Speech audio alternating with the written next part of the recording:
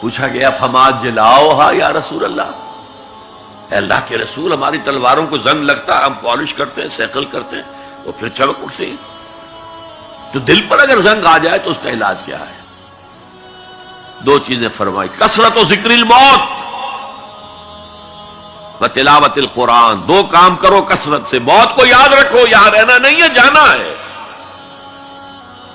یہ ہمارا گھر نہیں ہے، یہ ہماری منزل نہیں ہے، ہمارا اصل گھر جو حضور نے فرمایا انما الدنیا خلقت لکم وانتم خلقتم للآخرہ، یہ دنیا تمہارے لیے بنائی گئی، تم آخرت کے لیے بنائے گئے ہو۔ اسی لیے حضور نے فرمایا کن فی الدنیا کانک غریب وعابر السبیل، دنیا میں ایسے رہو جیسے راہ چلتے مسافر ہو یا اجنبی ہو۔ اپنے بارے میں فرمایا مالی ولی دنیا، مجھے تمہاری دنیا سے کیا سروکار، انما مثلی کراکب استظل تحت شجرۃ ثم راح فترکھا، میری مثال اس مسافر کی سی ہے جو ذرا سستانے کے لیے کسی درخت کے سائے میں بیٹھتا ہے تھوڑی دیر، وہ اس کا گھر تو نہیں ہے، اس کی منزل نہیں ہے، پھر وہ اس کو چھوڑتا ہے، اپنا راستہ لیتا ہے۔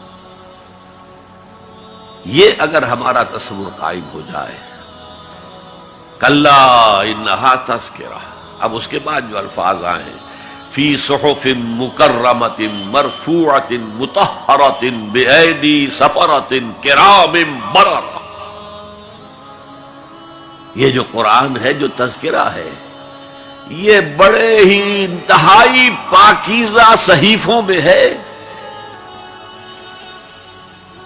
فی صحف مکرمۃ، بڑے باعزت، مرفوعۃ مطہرۃ، مرفوع بلند اور انتہائی پاک، بے ایدی سفرۃ، یہ کن کے ہاتھوں میں ہے؟ لکھنے والے وہ فرشتے، بے ایدی سفرۃ کرام بررہ، جو نہایت باعزت ہے، بہت وفادار ہیں اللہ کے۔ یعنی اصل قرآن کہاں ہے؟ لوح محفوظ میں ہے۔ اصل قرآن کہاں ہے؟ ابھی اگلی اب جو پڑھیں گے ہم، کتاب مکنون، چھپی ہوئی کتاب کے اندر ہے۔ اصل قرآن کہاں ہے؟ وَإِنَّهَا لَفِي أُمِّ الْكِتَابِ لَدَيْنَا لَعَلِيٌّ عَظِيمٌ، یہ تو اس ام الکتاب میں جو ہمارے پاس ہے، بہت بلند ہے اور بہت عظمت والا ہے۔ یہ 6 آیتیں ہو گئی، اب آئیے 8 آیتیں جو آپ نے سنی، بہت خوبصورت قرات تھی ماشاءاللہ۔ فلا اقسم بمواقع النجوم، یہ لا جب آتا ہے پہلے تو وہ مخاطب کی بات کی نفی کرنے کے لیے، نے اٹ از لائک دیٹ، یہ نفی ہے۔ لا اقسم بیوم القیامہ، تمہارے خیالات غلط ہیں، میں قیامت کی قسم کھاتا ہوں۔ تو فرمایا فلا اقسم بمواقع النجوم، وقع یقع کے کیا معنی ہے؟ اور یہ سورت کون سی؟ واقعہ، اذا وقعت الواقعہ، وقع گر جانا، پڑ جانا، یہ ستاروں کے ڈوبنے کی جگہ ہے۔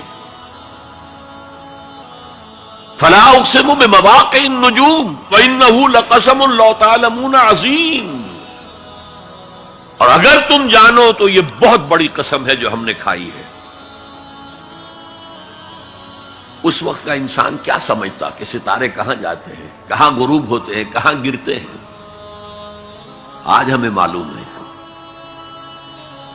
سورہ حامیم سجدہ میں جو کہا گیا ہے سنریہم آیاتنا فی الآفاق وفی انفسہم حتی یتبین لہم انہ الحق، ہم انہیں اپنی نشانیاں دکھائیں گے آفاق و انفس میں، یہاں تک کہ یہ بات واضح ہو جائے گی کہ قرآن حق ہے۔ آج ہمیں معلوم ہے خلا میں بلیک ہولز ہیں، اور یہ بلیک ہولز بڑے بڑے ستاروں کے پچکنے سے، پچک جانے سے پیدا ہوئے، اور جب وہ بڑے ستارے پچکتے ہیں، جو خلا پیدا ہوتا ہے، ویکوم، اس میں بڑی طاقت ہوتی ہے، اس کے پاس سے کوئی سیارہ، کوئی ستارہ گزر جائے اسے کھینچ لیتا ہے قبر کے اندر۔ یہ بلیک ہولز کا تصور، اسی لیے اللہ نے اس وقت کے لوگوں کے لیے کیا کہا؟ فلا اقسم بمواقع النجوم وانہ لقسم لو تعلمون عظیم، انہ لقرآن کریم، یہ بہت باعزت قرآن ہے، فی کتاب مکنون، ایک چھپی ہوئی کتاب میں ہے، لا یمسہ الا المطہرون، اسے چھو ہی نہیں سکتے مگر انتہائی پاک ہستیاں۔ اس کے کیا معنی ہے؟ پہلی بات تو ہمیں معلوم ہو گئی، مراد فرشتے ہیں، بے ایدی سفرۃ کرام بررہ، اسی کی شرح ہو رہی ہے نا۔ اسی سے ایک فقہی مسئلہ نکالا گیا کہ بغیر وضو کے ہاتھ نہ لگاؤ، لیکن اس کا اصل مفہوم کیا ہے وہ سمجھیے۔ قرآن کی روح تک کوئی نہیں پہنچ سکتا جب تک کہ تزکیہ نفس نہ ہو گیا۔ اگر حب مال، حب دنیا، حب جاہ، حب شہرت، اگر یہ تمام محبت نے دل سے نکل نہ جائیں تو قرآن کی روح تک آپ کی اپروچ نہیں ہوگی۔ مولانا روم نے کہا ہے، اگرچہ ذرا میں سمجھتا ہوں کہ انہوں نے بہت سخت الفاظ استعمال کیے ہیں، ماز قرآن مغزہا برداشتے استخاں پیش سگا انداختے، ہم نے قرآن سے اس کا مغز لے لیا ہے، جو ایسنس ہے وہ کھینچ لیا ہے، ہڈی کا گودا جو ہے وہ ہم نے نکال لیا ہے، ہڈیاں ہم نے پھینک دی ہیں کتوں کے سامنے جو لڑ رہے ہیں۔ علم کلام کا مسئلہ ہے صفات حق حق سے جدا یا عین ذات، قرآن مخلوق ہے یا نہیں ہے، غیر مخلوق، اور بڑے بڑے ہو رہے ہیں اس کے اوپر، یہ کتے لڑ رہے ہیں ان ہڈیوں کے اوپر۔ ہم نے اس میں سے اصل شے نکال لی، وہ کیا ہے؟ اللہ کی محبت، اللہ کی معرفت، یہ ہے اصل شے۔ ماذ قرآن مغزہ برداشتے استخاں پیش سگا انداختے۔ تو جب تک انسان کا باطن پاک نہ ہو جائے وہ قرآن کے چھلکوں سے کھیلتا رہے گا، چاہے وہ کہنے کو مفسر ہو،